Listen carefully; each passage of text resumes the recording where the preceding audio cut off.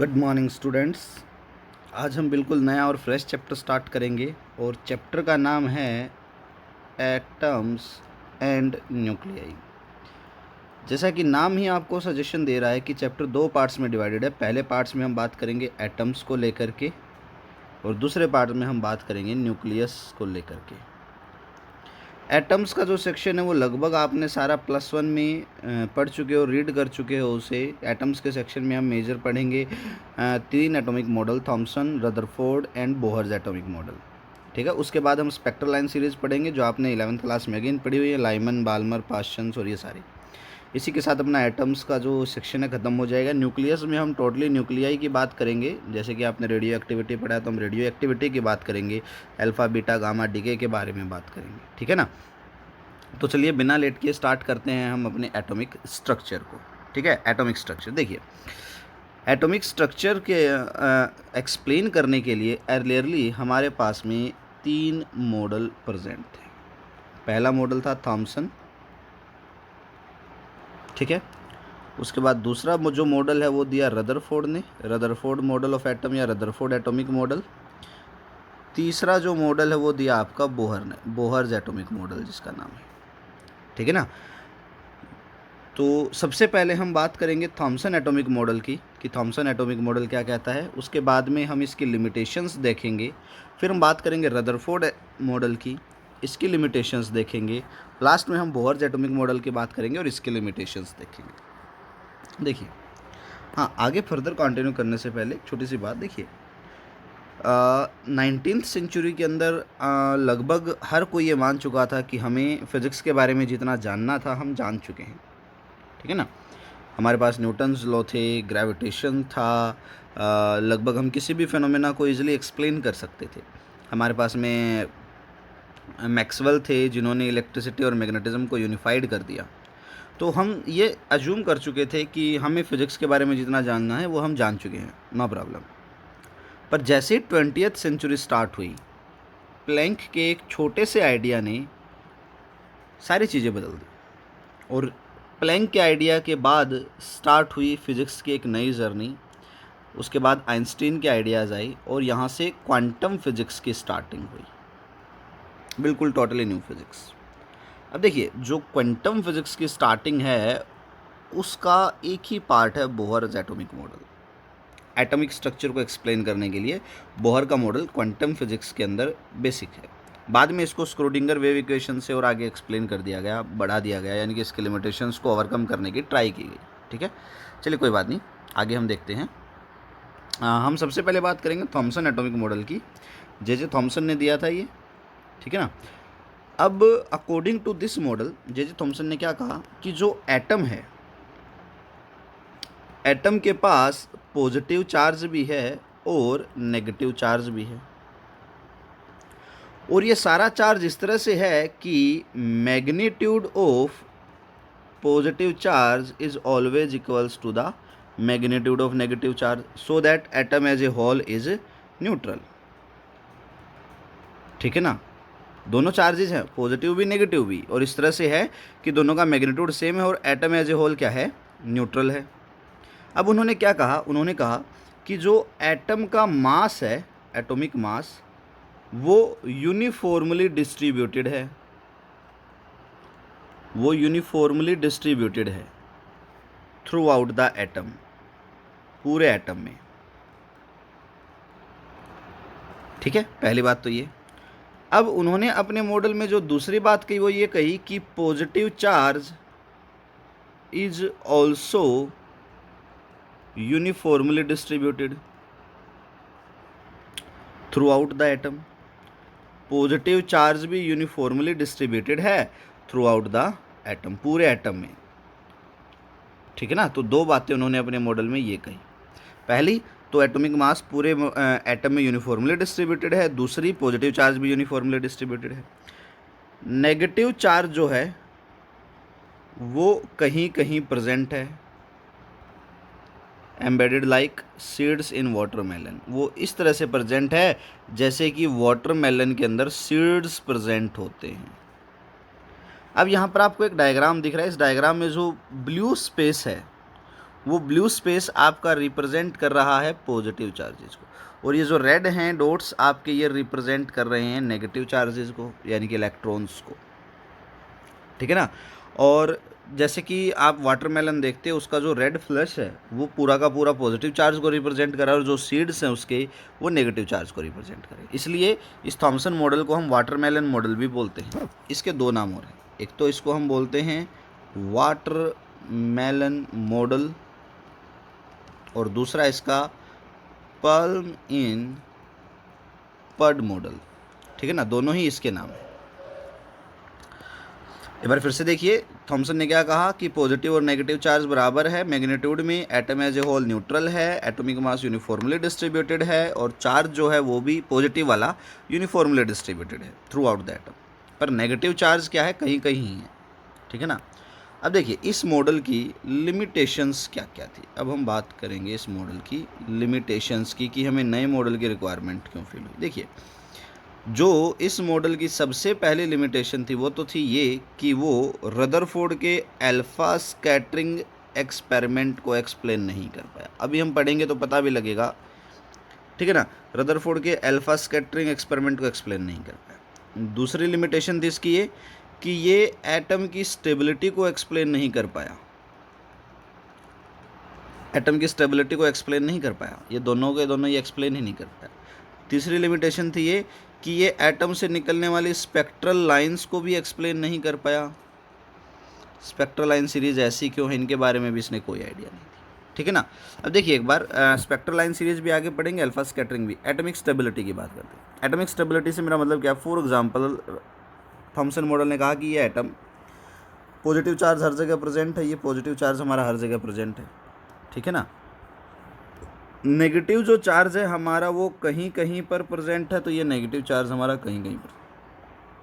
अब ऐसा नहीं होना चाहिए कि ये पॉजिटिव और नेगेटिव एक दूसरे को अट्रैक्ट कर लें, दोनों एक दूसरे में कोलैप्स हो जाएं और एक दूसरे को क्या कर दें, डिस्ट्रॉय कर दें, एनिहिलेशन हो जाए एक दूसरे का। तो रदरफोर्ड ये एक्सप्लेन नहीं कर पाया कि ये पॉजिटिव और नेगेटिव एक दूसरे को अट्रैक्ट क्यों नहीं कर रहे। इनको तो अट्रैक्ट करना चाहिए था और एटम को डिस्ट्रॉय हो जाना चाहिए था, ठीक है ना। सॉरी, थॉमसन इस बात को एक्सप्लेन नहीं किया। तो ये थी कि ये एटॉमिक स्टेबिलिटी के बारे में हमें कोई आइडिया नहीं दे पाया।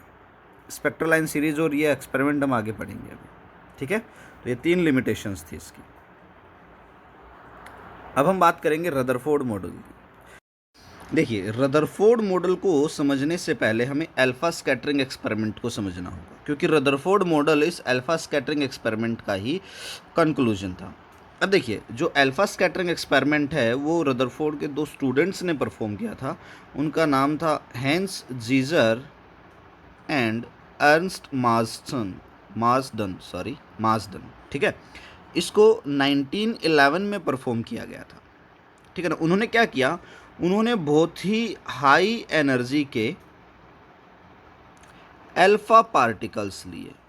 और तुम्हें पता है अल्फा पार्टिकल्स क्या होते हैं, हमें पता है alpha particles helium positive ions होते हैं, जिनका ऊपर चार्ज कितना होता है, 2 यूनिट पॉजिटिव चार्ज होता है, और इनका मास कितना होता है, 4 यूनिट का इनका मास होता है। उन्होंने बहुत ही हाई एनर्जी के अल्फा पार्टिकल्स लिए, और ये अल्फा पार्टिकल उन्होंने जिस सोर्स से जनरेट किए वो था एक रेडियो एक्टिव सब्सटेंस, और उस रेडियो एक्टिव सब्सटेंस का नाम था बिस्मथ। उन्होंने बिस्मथ से इन हाई एनर्जी अल्फा पार्टिकल्स को जनरेट किया। उन्होंने क्या किया, बिस्मथ को एक लेड कैविटी के अंदर रख दिया, जैसा कि यहाँ डायग्राम में दिख रहा है तुम्हें। और इन हाई एनर्जी अल्फा पार्टिकल्स की उन्होंने क्या की, बम्बारमेंट करवाई। किसके ऊपर, गोल्ड फॉयल के ऊपर। अब देखिए, गोल्ड फॉयल उन्होंने इसलिए ली क्योंकि ये बहुत ज़्यादा मेलेबल है, इसको हम बिल्कुल ही थिन शीट्स के अंदर कन्वर्ट कर सकते हैं, वेरी थिन बना सकते हैं। अब इसका जो मेन पर्पस था एक्सपेरिमेंट का वो ये था, वो लोग चाहते थे कि एक अल्फा पार्टिकल की बम्बारमेंट सिर्फ एक ही एटम से हो। उसके लिए इसे इतना थिन बनाना था कि जो गोल्ड फॉयल की थिकनेस है वो एटॉमिक साइज़ के बराबर हो जाए, इसलिए उन्होंने गोल्ड फॉयल का यहाँ पर यूज़ किया था, ठीक है ना। अल्फा पार्टिकल्स और गोल्ड फॉयल का दूसरा लॉजिक था गोल्ड का यूज़ करने का, कि गोल्ड हैवी होता है अल्फा पार्टिकल्स के कंपैरिजन में, ठीक है ना। लेड कैविटी उन्होंने क्यों ली? लेड कैविटी उन्होंने इसलिए ली क्योंकि लेड एक अच्छा एब्जॉर्बर है, वो अल्फ़ा बीटा गामा रेडिएशंस को एब्जॉर्ब कर सकता है अच्छे से, तो अल्फ़ा पार्टिकल्स इधर उधर ना जाएं, इसलिए उन्होंने लेड कैविटी का यूज़ किया। इस लेड कैविटी के अंदर उन्होंने क्या किया, एक फाइन होल कर दिया, बहुत ही, जैसे कि यहाँ दिख रहा है, बहुत ही फाइन होल कर दिया उन्होंने, और इस होल के थ्रू आपके अल्फ़ा पार्टिकल्स जो हैं वो निकल रहे थे और गोल्ड फॉइल के ऊपर यहाँ बम्बारमेंट कर रहे थे। अब देखिए इसके अकॉर्डिंग, ये यहाँ पर डायग्राम है, देखिए उन्होंने क्या किया, गोल्ड फॉइल के पीछे एक स्क्रीन लगा दी, ये रही स्क्रीन, जिंक सल्फाइड की स्क्रीन है ये, ठीक है ना, ताकि जब अल्फ़ा पार्टिकल इससे टकराएं तो फ्लैश जनरेट हो विजिबल लाइट में, और उस फ्लैश को हम माइक्रोस्कोप की हेल्प से डिटेक्ट कर लें। अब उन्होंने क्या देखा, देखिए ये मान लीजिए अपनी गोल्ड फॉइल है, ये अपनी लेड कैविटी, यहाँ से अपने अल्फ़ा पार्टिकल्स आ रहे हैं। अब मैं एक एग्जांपल ले लेता हूँ, देखो गोल्ड फॉइल है ये, अगर ये गोल्ड फॉइल है तो इसके अंदर, इस गोल्ड फॉइल के अंदर क्या होगा, हर जगह पर एटम प्रेजेंट है, यहाँ भी एटम, यहाँ भी एटम, यहाँ भी एटम, यहाँ भी एटम, यहाँ भी, हर जगह एटम है। और थॉमसन मॉडल ने क्या कहा कि अगर हर जगह एटम है तो और एटम पे पॉजिटिव चार्ज क्या है, यूनिफॉर्मली डिस्ट्रीब्यूटेड है, ऐसे यही कहा था। क्या होना था, जैसे ये गोल्ड फॉइल से अल्फा पार्टिकल टकराएगा, अल्फा पार्टिकल को इस एटम से क्या मिलना था, रिपल्शन मिलना था, और ये बहुत ज़्यादा एंगल से क्या हो जाने थे, स्कैटर्ड हो जाने थे, सारे के सारे अल्फा पार्टिकल ऐसे ही जाने थे, स्कैटरिंग बहुत ज़्यादा होनी थी। पर जो रिजल्ट आया वो अनएक्सपेक्टेड आया। रिजल्ट कुछ ऐसा आया, देखिए जैसे ही मेरे अल्फा पार्टिकल इस गोल्ड फॉइल से टकराए, गोल्ड फॉइल से अल्फा पार्टिकल के टकराते ही अल्फा पार्टिकल स्कैटर्ड नहीं हुए, बल्कि वो स्ट्रेट चले गए, मैक्सिमम अल्फा पार्टिकल स्ट्रेट गए। ये गोल्ड फॉइल है, मान लो ये अल्फा पार्टिकल्स आए और ये जो मैक्सिमम अल्फा पार्टिकल्स हैं वो सीधे चले गए, स्ट्रेट। अब मैक्सिमम अल्फा पार्टिकल का सीधे जाने का मतलब, सीधे जाने का सीधा सा मतलब है कि एटम के अंदर हर जगह पर पॉजिटिव चार्ज प्रेजेंट नहीं है। अगर हर जगह पॉजिटिव चार्ज प्रेजेंट होता तो ये बहुत ही लार्ज एंगल से स्कैटर्ड होने थे, ठीक है ना। बहुत ही कम पार्टिकल ऐसे थे जो लेस देन 1 डिग्री से स्कैटर्ड हुए, ठीक है ना। Very few particles are there, बहुत ही कम पार्टिकल्स ऐसे थे which are deflected less than 1 degree, less than 1 degree से डिफ्लेक्ट हुए। और नियरली 8000 में से एक पार्टिकल ऐसा था जो ग्रेटर देन 90 डिग्री से डिफ्लेक्ट हुआ, यानी कि जिसको ज़्यादा रिपल्शन मिला। और बहुत ही रेयर पार्टिकल ऐसे थे जो 180 डिग्री से डिफ्लेक्ट हुए, ये तो लाखों में से एक था। अब इस रिजल्ट का कंक्लूजन क्या निकला, देखिए कंक्लूजन कुछ ऐसा निकला, बहुत ही कम पार्टिकल लेस देन 1 डिग्री से गई। लेट अस सपोज ये है मेरे पास में एटम, अब पार्टिकल लेस देन 1 डिग्री से जाने का मतलब वो सीधे चले गए ऐसे, यानी कि एटम में जो मैक्सिमम स्पेस है, एटम का जो मैक्सिमम स्पेस है वो क्या है, खाली है, वहाँ पर कुछ भी प्रेजेंट नहीं है, एम्प्टी है वो। 8000 में से एक पार्टिकल ग्रेटर देन 90 डिग्री से जाने का मतलब है बहुत ही कम स्पेस के अंदर आपका क्या है, रिपल्सिव फोर्स प्रेजेंट है। और एक पार्टिकल कहाँ गया आपका, पूरा का पूरा 180 डिग्री से चला गया, इसका मतलब है ये रिपल्सिव फोर्स बहुत ही ज़्यादा क्या है, स्ट्रॉन्ग है, क्योंकि अल्फा पार्टिकल बहुत ही हाई एनर्जी के पार्टिकल थे। हमने कहा यहाँ पर बहुत ही हाई एनर्जी के पार्टिकल है अल्फा पार्टिकल्स, तो इनको अपने पास से डेविएट करने के लिए बहुत ही स्ट्रॉन्ग फोर्स चाहिएगा। इसका मतलब ये जो रिपल्सिव फोर्स है वो क्या है, वेरी वेरी स्ट्रॉन्ग है। तो अब थॉमसन मॉडल यहाँ फेल कर गया। थॉमसन मॉडल ने कहा था कि हमारे पास में पॉजिटिव चार्ज तो पूरे एटम पे यूनिफॉर्मली डिस्ट्रीब्यूटेड है, जबकि अल्फा स्कैटरिंग एक्सपेरिमेंट ने क्या किया, अल्फा स्कैटरिंग एक्सपेरिमेंट से कंक्लूजन कुछ अलग निकला, उसका रिजल्ट कुछ अलग आया उसके अकॉर्डिंग। तो क्या है, मैक्सिमम स्पेस क्या है, खाली है एटम का। तो यहाँ पर थॉमसन मॉडल फेल हो गया। तो रदरफोर्ड ने क्या किया, इस डाटा से एक फॉर्मूला और एक ग्राफ बनाया। फॉर्मूले की बात हम बाद में करेंगे, ग्राफ यहाँ पर आपके सामने स्क्रीन पर है, ग्राफ बड़ा इंपॉर्टेंट है। देखिए इस ग्राफ को देखिए, मैक्सिमम यानी कि 10⁻⁷ पार्टिकल्स जो हैं आपके पास में, 10⁻⁷ पार्टिकल्स ऐसे हैं जो 1 डिग्री के अप्रोक्सीमेट डिफरेंस वो हुए, डेविएट हुए, ठीक है ना।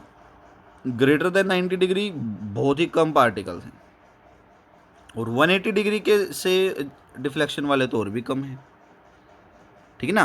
तो ये था ग्राफ आपका किस किस के बीच में, नंबर ऑफ स्कैटर्ड पार्टिकल जो स्कैटर्ड हुए हैं, number of scattered particle and scattering angle भी कह सकते हो और आप डेविएटिंग एंगल भी कह सकते हो, उन दोनों के बीच का ये ग्राफ था।